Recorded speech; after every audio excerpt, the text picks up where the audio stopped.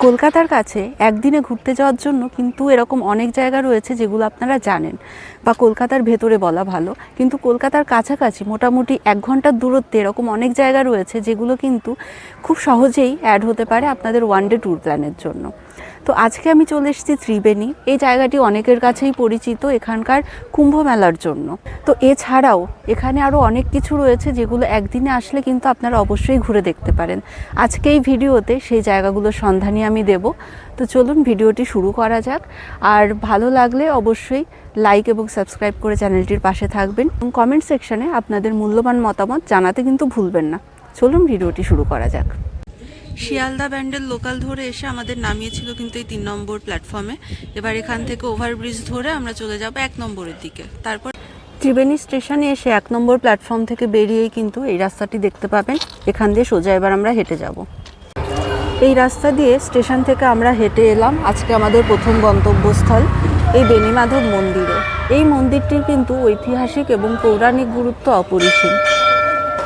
এখানে পৌরাণিক মতে যেটি বলা হয় সেটি হলো এই মন্দিরটি অবস্থিত ত্রিবেণী সঙ্গমে।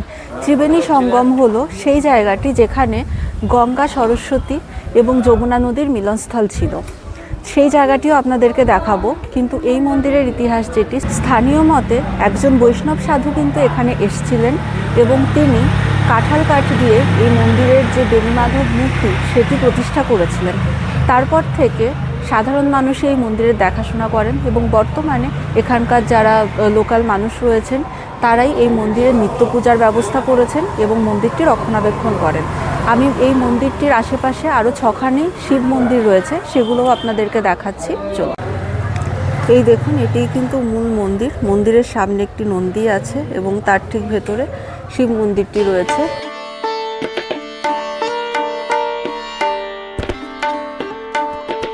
মন্দিরের দুপাশে এদিকে 3টি এবং উল্টো দিকে 3টি এরকম শিব মন্দির রয়েছে।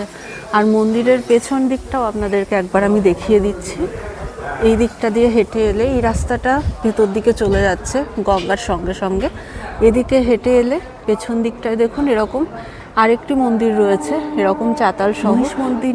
যে মন্দিরটি আপনাদেরকে দেখালাম এটি স্থানীয় মতে কিন্তু একটি কথা প্রচলিত রয়েছে। আমি প্রথমেই বলছি, আমি জানি না এটা সত্যটা কতটা, বাট এখানে একজন মানুষ যিনি একজন কাকু আমাদের সঙ্গে দেখা করলেন এবং তিনি নিজে থেকে এটি আমাদের জানালেন। সেটি হলো এই যে মন্দিরটি, এটি কিন্তু এই বছর 2026 সালে যখন দুর্গাপুজো হবে তখন এটি 300 বছরের দুর্গাপুজোয় কিন্তু পরিণত হবে। মানে মন্দিরটি 300 বছরের পুরনো মন্দির।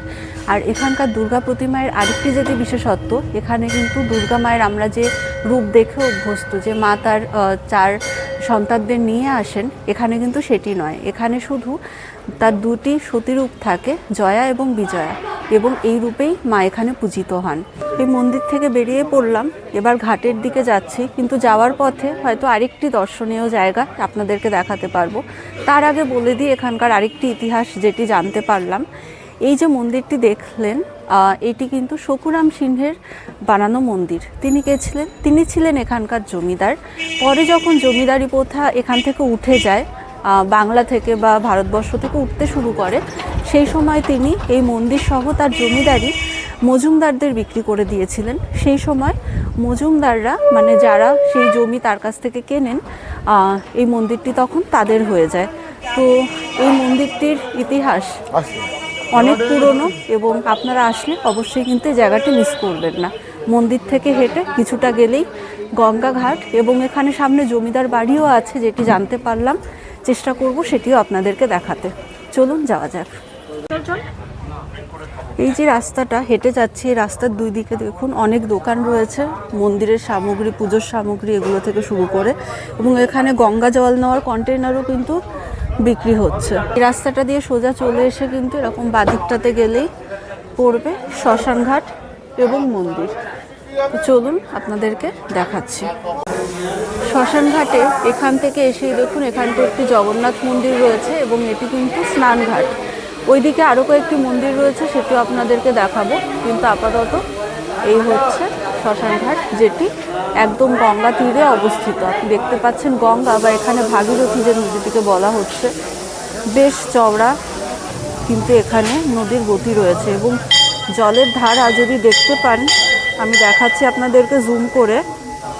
দেখুন কি স্রোতস্বিনী নদী, এখানে খুবই সুন্দর একটি পরিবেশ।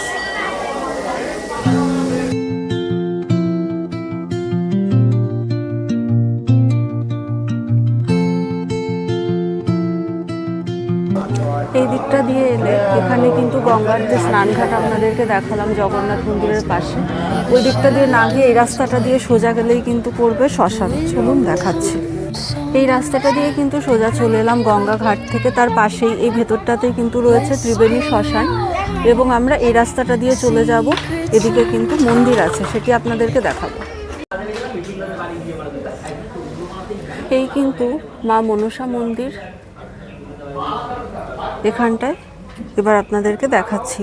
এই জায়গাটা আপনারা চাইলে অ্যাভয়েডও করতে পারেন, কিন্তু এটি একদম শ্মশান ঘাটের পাশেই।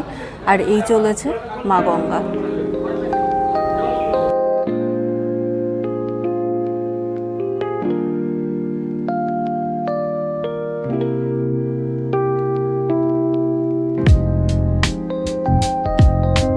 আমরা এদিকটায় ত্রিবেণী স্নানঘাট এবং শ্মশান ঘাট থেকে এলাম।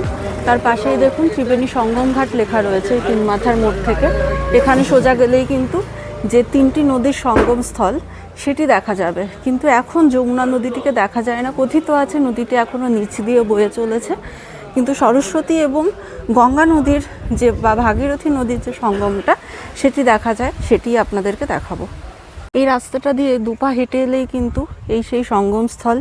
এটি গঙ্গা, এটি সরস্বতী নদী, এইটাই কিন্তু এখন সঙ্গমস্থল। যমুনা নদী কথিত আছে নিচ দিয়ে এখনও বয়ে চলেছে, কিন্তু ওপর থেকে এটি দেখা যায় না। কিন্তু যাই হোক, জায়গাটি কিন্তু দারুণ, মানে এখানটায় আসলে মন তো ভালো হয়েই যাবে আপনাদের। দেখুন কি সুন্দর, এখানে গঙ্গার প্রবাহ, স্রোতস্বিনী গঙ্গা, গঙ্গার জলই আবার এই দিকটায় মিশছে। দারুণ দারুণ জায়গা। এই তিনটি নদীর সঙ্গমস্থল থেকেই কিন্তু এই জায়গাটির নাম হয়েছে ত্রিবেণী সঙ্গম। তো এই জায়গাটি যে কতটি তাৎপর্যপূর্ণ সেটি নিশ্চয়ই এবার আপনারা বুঝতে পারছেন। আর এই জায়গাটির নামেই এই জায়গাটি ত্রিবেণী এত বেশি নাম রয়েছে, এবং সবাই কিন্তু এই জায়গাটির নাম জানে। তো এই সেই বহু পরিচিত জায়গা ত্রিবেণী সঙ্গম। শ্মশান ঘাট বা ত্রিবেণী সঙ্গম থেকে এই রাস্তাটা ধরে আমরা টোটো নিয়ে এলাম। 15 টাকা করে মাথা পিছু ভাড়া নিল। আপনারা চাইলে হেঁটেও আসতে পারেন, খুব একটা দূরে নয়। এটির জায়গা হচ্ছে বালির ঘাট। এই সামনেটায় গেলে কিন্তু ঘাট দেখা যাবে। এদিকটাতেই গাজা মসজিদটা রয়েছে, এবং এই সাইডে রয়েছে একটি কালী মন্দির, সেটি আপনাদেরকে দেখাবো। আর এই যে মাঠটি রয়েছে তার ঠিক সামনে এখানটাতেই কিন্তু কুম্ভ মেলা অনুষ্ঠিত হয়। তো চলুন পুরোটা ঘুরে দেখাই। এই জায়গাতে আমরা টোটো থেকে নেমেছিলাম, এবং এই কিন্তু সেই ঝাউতলা কালী মন্দির বা সপ্তঋষি আশ্রম, যেটি এখানে আপনারা চাইলে পুজোও দিতে পারেন। এই পাশের যে দোকানগুলি রয়েছে এখান থেকে পুজোর ডালা নিতে পারেন। ভেতরে পুজো দিতে গেলে 30 টাকা করে কিন্তু ডালি পাওয়া যায়, আর গঙ্গায় যদি পুজো দিতে চান তাহলে 10 টাকা করে ডালি পাওয়া যায়। চলুন মন্দিরের ভেতরটায় দেখাচ্ছি কি আছে। ঝাউতলা কালী মন্দিরের পেছন দিকটায় এলে কিন্তু দেখতে পাবেন এই গঙ্গা ঘাট। খুবই সুন্দর মনোরম একটি জায়গা। এখানে কিন্তু মানুষজন স্নানও করছেন। এই গঙ্গার ঘাটে পুজোও দিতে পারেন। এই সাইডে একটি লঞ্চ ঘাটও রয়েছে। এই কিন্তু মূল মন্দিরের প্রবেশদ্বার। এখান থেকে আসলে সামনেই দেখতে পাবেন মা কালীর মন্দিরটি। বাকি এই রাস্তাটা দিয়ে সোজা চলে গেলে, এদিকটা দিয়ে চলে গেলে কিন্তু ওই সাইডেই গঙ্গার ঘাট রয়েছে। এখান থেকে গঙ্গার জলের কিছুটা আভাও দেখতে পাচ্ছেন। ওখান থেকেই কিন্তু গঙ্গার স্নান করে মানুষ এখানে পুজো দেন, বা গঙ্গাতেও কিন্তু গঙ্গা পুজোও এখানে হয়, যেটি বাইরে আপনাদেরকে বললাম 10 টাকা করে যে গঙ্গা পুজো, সেটিও কিন্তু আপনারা চাইলে এখানে দিতে পারেন।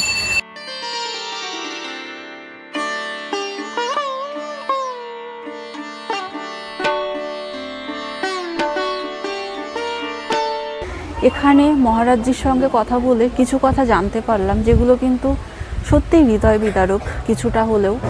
বলছি, আমি জানি না এটি কার শোনা উচিত, বা আপনাদের সবারও অ্যাকচুয়ালি জানা উচিত, কারণ সামনেই যে ত্রিবেণী সঙ্গম যে যাত্রা, সেটি কিন্তু আর কয়েকদিন পরেই হতে চলেছে।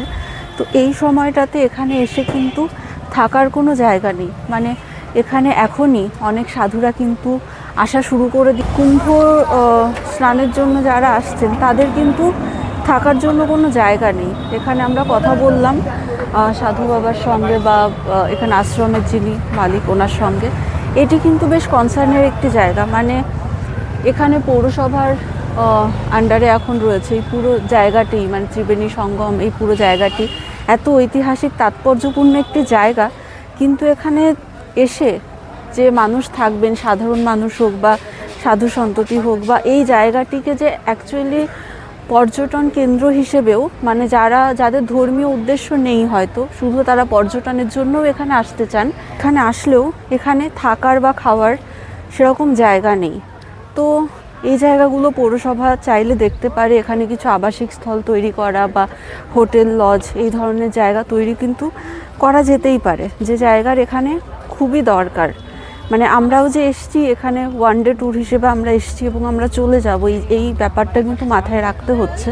আমরা চাইলেই এখানে একদিন থাকতে পারবো না। তো এই ব্যাপারগুলো কিছু ডিসঅ্যাডভান্টেজ তো রয়েইছে, এগুলো উন্নত হওয়া দরকার অ্যাকচুয়ালি।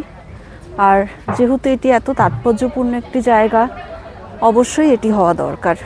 তো আমি জানি না কার এই কথাগুলো শোনার প্রয়োজন আছে, কিন্তু এই ব্যাপারগুলিকে আদারওয়াইজ নেওয়ার দরকার নেই।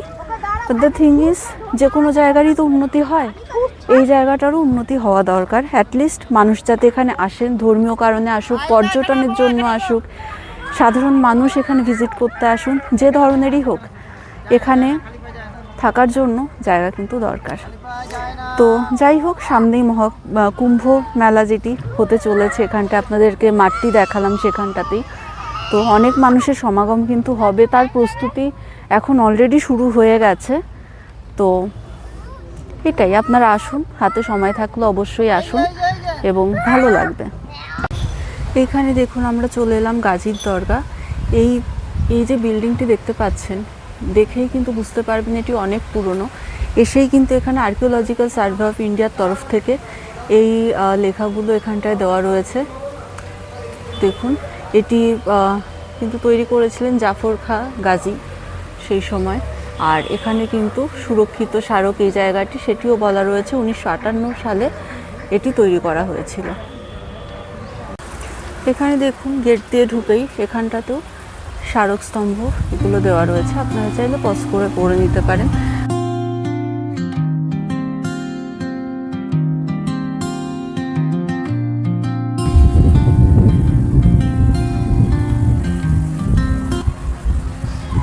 এবার কিন্তু চলে এসেছি ফাঁসিতলায়। এখানটায় একটি মন্দির আছে, সকাল 6টা থেকে দুপুর 1টা পর্যন্ত। এখন কিন্তু বাজে দেখুন 2:15, তো মন্দির বন্ধ হয়ে গেছে, কিন্তু আমরা তবুও ভেতরে যাব। ভেতরটায় নাকি আরেকটা মন্দির আছে, দেখবো।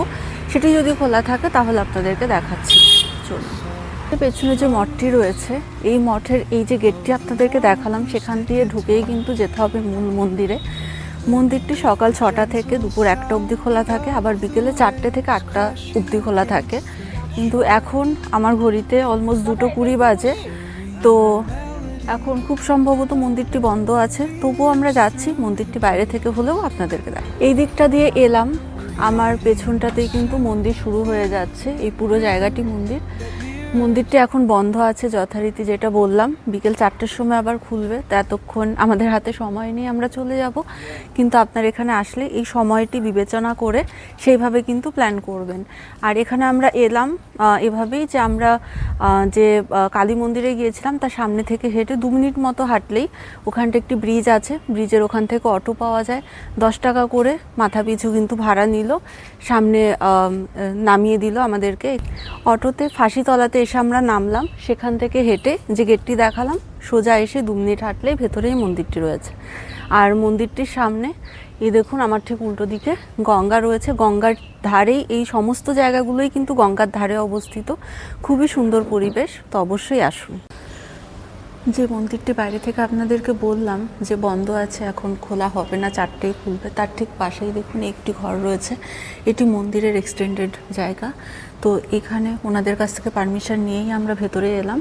দেখুন, এখানে দেয়ালে খুব সুন্দর রাধাকৃষ্ণের মূর্তি, নিতাই গৌরাঙ্গ, এনাদের সবার এখানে প্রতিকৃতি রয়েছে। আর এখানে খুব সুন্দর করে রাধাকৃষ্ণের কিন্তু পুজো করা হয়। এখানে কয়েকজন সাধু সন্ন্যাসীরও ফটো রয়েছে, আমি এনাদের নাম জানি না, কিন্তু জায়গাটির পরিবেশ ভীষণই শান্ত। মানে আমার কথা শুনলেও হয়তো আপনারা বুঝতে পারবেন যে আমি খুব ধীরে ধীরে কথা বলছি, যাতে খুব জোরে আওয়াজ না হয়। তো জায়গাটি কিন্তু দারুণ একটি জায়গা। এখানে এসে আপনারা অবশ্যই বসুন, অনেকক্ষণ বসে থাকলেও ভালো লাগবে। এখানে দেখুন কীর্তনের সব জিনিস রাখা রয়েছে, তো খুব সম্ভবত এখানে বিকেলের দিকে কীর্তনও হয়। আর দেখুন এখানে জগন্নাথ, বলরাম, সুভদ্রা মূল মন্দির রয়েছে, তার পাশে নিতাই গৌরাঙ্গ, মাঝখানে একজন সাধু বাবার মূর্তি রয়েছে। এই সাইডেও কিন্তু একটি সাধু বাবার ছবি রয়েছে দেখুন। তো এই পুরো ত্রিবেণী কিন্তু সাধকদের জায়গা। এর আগে বেশ কয়েকটি জায়গায় যেগুলো ঘুরে এলাম, সেখানেও কিন্তু সাধু বাবাদের দেখতে পেয়েছি আমরা। তো এই জায়গাটিতে আসলে কিন্তু আপনাদের অবশ্যই ভালো লাগবে।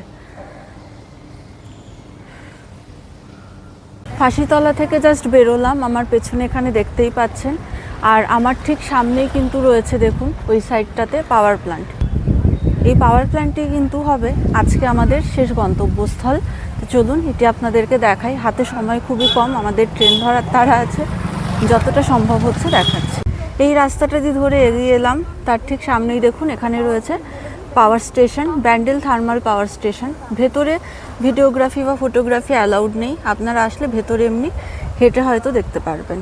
তো এই ছিল আজকে আমাদের গন্তব্য। চলুন এবার যাওয়া যাক ব্যান্ডেল স্টেশনের উদ্দেশ্যে।